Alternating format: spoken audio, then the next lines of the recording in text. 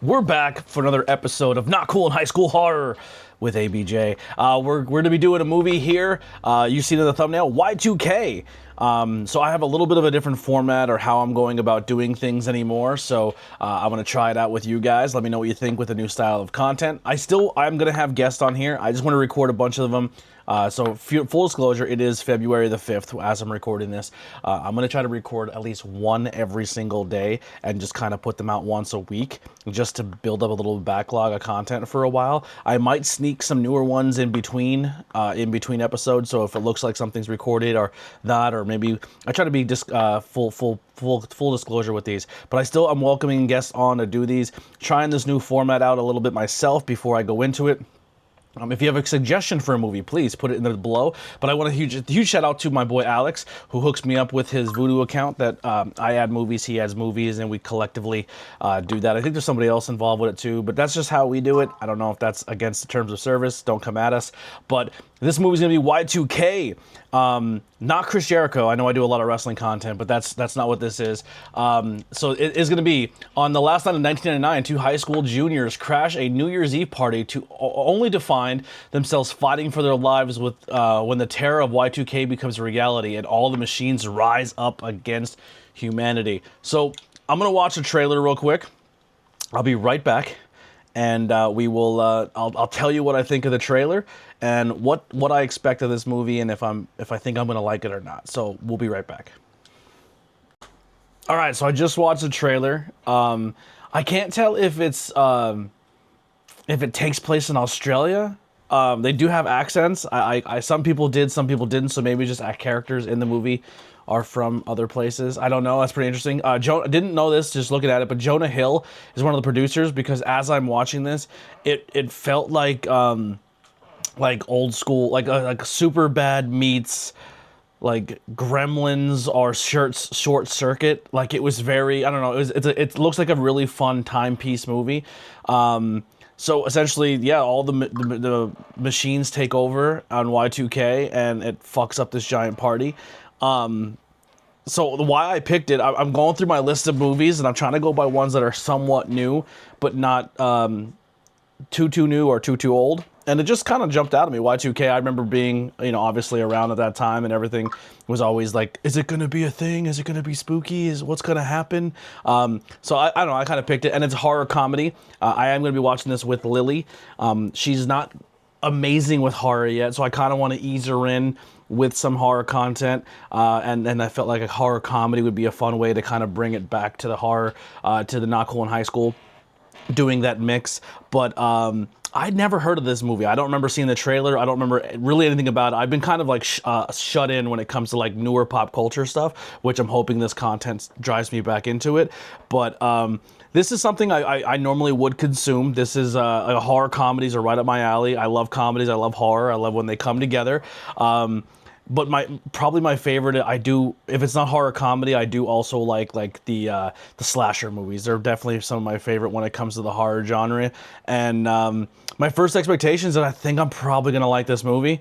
It looks super goofy, a lot of cool movie references in the movie, a lot of cool throwbacks to older 90s, early 2000s-ish stuff, which is a lot of fun. And I don't know, I'm pretty pumped about it. I think right away, looking at the trailer and going through everything, I'm pretty excited. So I'm gonna let you guys go here. I'm gonna go watch the movie, and I'm gonna come back with some things I liked, some things I didn't like, and how I would recommend this movie to you. So we'll be back in a moment. All right, so we just watched the movie. I'm gonna go for the few likes and dislikes I like, but the beginning of this is gonna be completely spoiler free. And then once I get a little bit, I will put up like, hey, spoiler coming, and everything from that point on, I will be spoiling the movie completely for the most part. I'm not gonna go scene by scene and stuff like that. So you don't have to worry about that. But just overall, let me pull up my little new checklist that I'm kind of going by until I develop my little flow.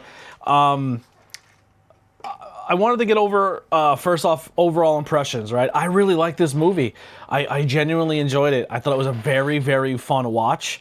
Some really fun actors in it. Some really cool surprises that show up. But first and foremost, the nostalgia aspect of this movie. Like, the lingo they use, the things that they're doing, the old AOL internet and the away messages and the music they use and like the clothing style in the movie was all fucking awesome, right? So like, I don't know, Y2K, I was middle school, just getting into high school, maybe I don't remember, probably not, because I don't know, because when they said the end of the movie happened later, it was 2005, and I'm just graduating high school around that time, so I always suck with my younger timelines. Another thing I'm not too amazing at here either is character names. So like I watch a movie and I don't know anyone's names of their characters. I don't know, is that a thing that anyone else does? Let me know below. But I definitely struggle with that. So some things I like. The nostalgia aspect. The burned CD. He burns the CD in the movie and he like writes Y2K, and I was like, he better write mix, because then when you made your CDs back then, you always wrote mix. Also in the comments below, let me know some of your best mixtapes and your best names for your mixes. So mine were like genre based, so like hip hop mix, rock mix, 90s mix, 80s mix. Trying to think of other mixes. Like at the Firehouse, we had a Firehouse CD mix. I used to draw on them a lot too. Or you make a mix for a girl, like, hey, this is your mixtape. They were some of my go-tos. But yeah, then he had a Jansport backpack. I haven't had my first Jansport item until, unfortunately, like a year or two ago. But the Jansport backpack with the rubber sole that looks like a sneaker bottom, he was rocking it in this movie, and I fucking always wanted one of those. I don't even know if they still make them, to be honest with you. But this movie also gave me really, really big, like, American Pie / Superbad vibes. I said that at the beginning, but definitely in the very beginning, it definitely feels that way. And then it has, like, a very Short Circuit vibe, right? Like the old, if you ever seen Short Circuit, maybe we'll do a review of that down the road. But yeah, it was really, really well done. It was almost Stranger Things vibe-ish too, the way they really made it feel like a timepiece. There was nothing there that looked like it shouldn't have been out of place, or looked like, oh, I was trying to find something that maybe they didn't have or they messed up with, but it looked all pretty legit. I will say too, the animatronics or lack thereof for the movie. So I think there was some moments where there was actual robots walking around, but I think for the most part it was people in suits. I could be wrong, but like they looked good. They looked super cool. I like the way they did practical effects, and I think it really did a good job of breaking down like social construct and barriers in this movie. Like the punk alt-right kids, like it made everyone have a place, and it when you were watching it, for me at least, it was like, oh, that person reminds me of this person when I grew up, or I remember being in that crowd, or wishing I was in this crowd, or hating the popular people because of XYZ. And then it kind of told that story from the popular kid side of, like, I don't know, they did a really good job. And I think that's where like A24 definitely knocks it out of the park. Maybe they're woke, I don't know. But no, they do a good job of like breaking that down and making everyone kind of have their own angle, instead of just being like everyone's the enemy. Everyone kind of has their own bullshit they're dealing with. I thought that was done really well. I will say maybe myself and Lily were talking about this. I was hoping she would have stayed in the room. I could have bounced off her off camera, but one of the things she brought up is maybe took too long to get to the horror aspect of the movie. It plays out for almost like 25-30 minutes of being like a 90s, 2000s, like teen movie, right? And I liked it. Honestly, that movie could have just kept going in the direction it was going without the horror, and I would have probably still very much enjoyed it. It brought, like I said, it brought me back to a time when times were funny. Like, you look back at it now when you're a kid and you're the worst times of your life, but as an adult looking back, you think, wow, that's pretty entertaining that I was thinking that way. I don't want to say if this is a spoiler or not. Maybe we'll get, yeah, I'll just kind of do it from here on out. So, there was a moment, this isn't really a spoiler, I'm just kind of thinking some other things that stood out for me. There was some moments in the movie too where they were downloading pornographic images on the internet, and it's taking forever to load, and you get to like the boob and you're like, oh my god, look at, there it is. That was pretty funny. The phrases and catches and the lingo they used was really, really funny. And there's a part of the movie where he tries to fit in with other people and he tells an embarrassing story of his friend, And I grew up in a small school that if you were the kid who fucking puked in the class in 3rd grade, like you were the kid who puked in the class till you graduated high school. And I remember just you had a nickname for somebody, even if it was something like way back from like fucking 1st grade. You're like, oh, you never shake it. And they kind of do that in the movie a little bit too. So that kind of brought me back. So that was fun too. But overall, man, I really, really like this movie. At a scale of 1 to 5, I'm gonna give it.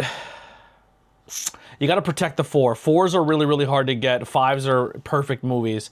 But I think this is a 3. I think this is a good watch. I would watch it. Would it be something I always go back to? I'm not 100% sure. It's a movie that I watched once, maybe twice, show somebody else it, but I don't know if it's something I'd religiously watch.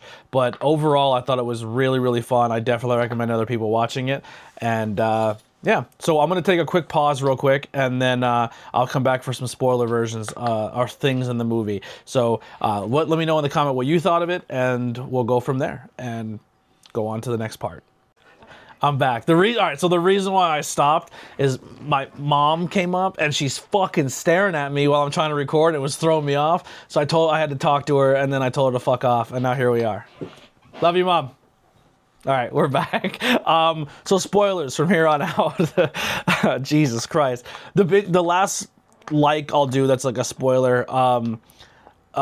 Fred Durst makes a surprise appearance in this movie. So the whole time they're talking, like the one kid's wearing the red hat and they're talking about Korn and Limp Bizkit and all that stuff.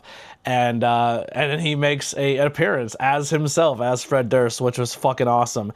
So some dislikes that I had in the movie. I feel like the character, I have them pulled up here, Ash and Garrett. Like, I didn't really like them most of the movie, right? Like, Danny and CJ were definitely... Danny and Farkas were definitely... it was Ash and CJ were the ones I wasn't really connected with, not Garrett. But Danny and Farkas are the two, like, comic reliefs, funny, kind of drove the scene characters. And they kill them off back to back, like in 2 really dramatic fashion scenes where like the group is kind of divided. Like it's 2 friend groups who don't really like each other, and they have to become friends to survive, but they still don't like each other. So you have that dynamic of the whole movie of them trying to find their friendship. But it took 2 really powerful characters on each side. They killed them immediately together, like in 2 different fashions. One really, really stupidly, and one kind of like it fits the movie. But then I was like, man. Then they had this whole scene between Ash and CJ that I was kind of like, I wasn't really into. And I was like, man, I think they killed off the wrong characters. Like, these characters aren't grabbing me. But they do. So it's like a dislike at the moment. But later on, maybe you guys can relate to this also. Like, Ash and CJ, they won me over. Like, by the end of the movie, you're super... I like them a lot. I hope I'm saying it's CJ. Maybe Garrett. Wait, Garrett was he was the older, the video store guy. So yeah, I was right. I believe it's CJ. All right, I'm back. Sorry, I had like a coughing fit there. But yeah, CJ's the kid that I was talking about earlier. I kind of had them mixed up. Kid Leroy is in this movie. I heard of Kid Leroy. I don't really know much about him. Alicia Silverstone is one of the parents in the movie. I'm trying to think of other people. Kyle Mooney is also in it. He was the video store dude. And Mason Gooding, who was, I watching it, I was like, who the fuck's that guy? He looks familiar. He was the cool older twin brother in the Scream movies. The main kid that plays Eli looks like the kid from Stranger Things, but it's not. It's the kid from It. You get people. Lily got kind of confused with that. And Rachel Zelger, who played Laura, like gives strong Jenny Ortega vibes. Like the whole time I was watching, I was like, oh, this could have been Jenny Ortega's role, or this could have been something she could have been in. And Rachel kind of seems like in the movie world, like, oh, if you can't cast one, you can cast the other type deal. But yeah, like I was saying before, the movie lost a little bit of its flow when the 2 best characters kind of got killed off. And the only other scene that I thought was like dumb, but I guess it was part of the comedy aspect. I don't think it was meant to be, but it kind of made me laugh. But like when Eli like announces to the room that Danny dies, he doesn't like, he knows the mom's there, and he like makes this giant speech about his dead friend. Like the mom has no idea, and she, like that's how she finds out, is like a full room full of people, like her kid's dead.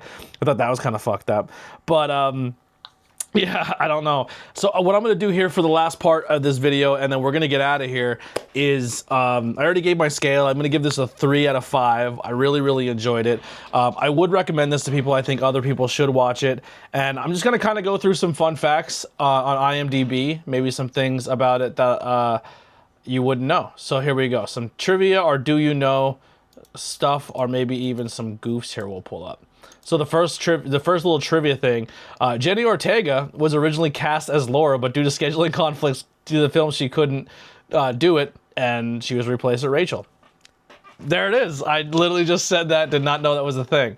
Alicia Silverstone and Jaden also starred in the movie Lodge.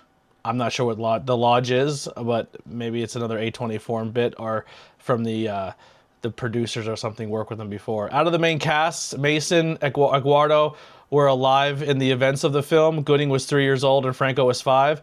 Miles Robinson, who played Nugs, was 7. Daniel was born about a month and a half after the film events. So the kids in the movie weren't even old enough to know about Y2K, except 2 of them.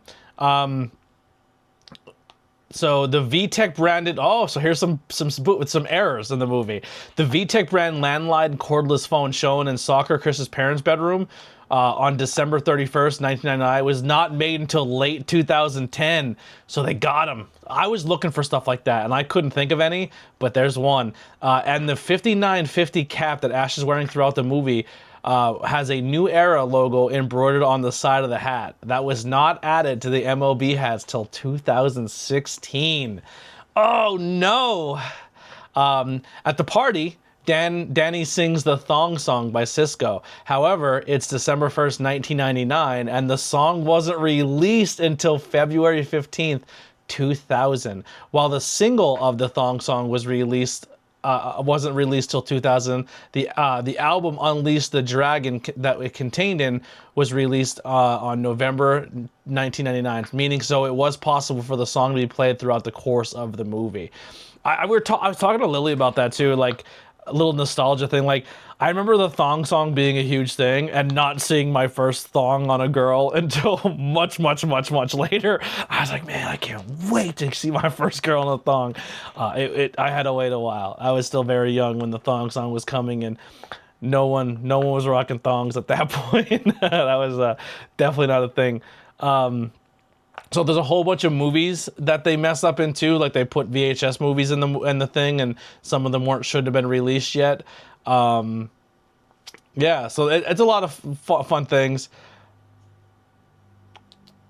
Ooh, there you go. So here's one big plot hole too. She's walking around with a USB thumb drive, and that would have been impossible because the first commercial thumb drive wasn't sold until the 2000s, and it would have been very expensive at the time. So there's your little plot hole. That's the only little did you know facts about it. I'm gonna, like, once again, it didn't ruin the aspect of the movie at all for me. The music was fun. The moments were fun. Even Wes Borland had a little appearance in the movie. You were told he was like dead or he was blowing off the stage, but a little later, like, he has like they don't really do anything else with him. He just kind of is there for a moment, and then that's it. But yeah, definitely go check it out. I fucking love this movie. A24. I realize I'm watching a lot of A24 films lately, like, especially when it comes to like horror comedy, and I don't hate it. I like them a lot. So there's more I have to check out. So I do have a list of some horror movies that you're probably gonna see very, very soon.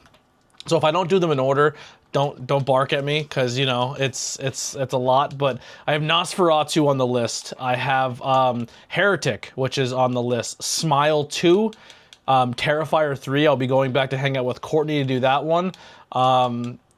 There's one here called The Last Straw. The Substance is a drama horror. Lily did watch it. I seen like her watch it. She didn't seem to like it. Maybe that won't be on the list. Don't Turn Off the Lights is one on here. Yeah, so there's a few different horror movies that are on this list. If there's one that you think I should do, here's some older ones that I wanted to do but I haven't had a chance to. Longlegs is on there.